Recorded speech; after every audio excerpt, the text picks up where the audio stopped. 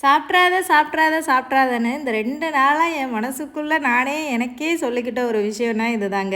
இந்த உலகத்திலேயே ரொம்ப கொடுமையான ஒரு விஷயம் என்ன தெரியுமாங்க? நம்ம கண்ணு முன்னாடி நமக்கு பிடிச்ச உணவுகள்லாம் இருக்கும்போது, அதை எடுத்து சாப்பிட முடியாம நிற்கிறதுன்றது ஒரு கொடுமையான ஒரு விஷயந்தான். நானும் வெயிட் லாஸ் பண்ணணும் அப்படின்னு நினச்சிட்டு ஒரு 10 கிலோவாவது குறைக்கணும் அப்படின்ட்டு ஒரு சேலஞ்ச் பண்ணிகிட்ருக்கேன்.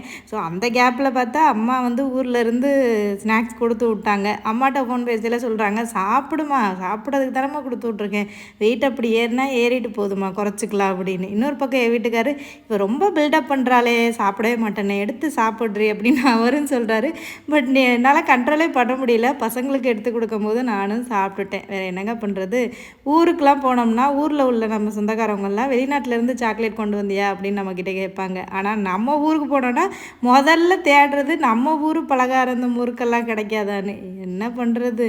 இன்றைக்கி கொஞ்சம் சாப்பிட்டுட்டேங்க.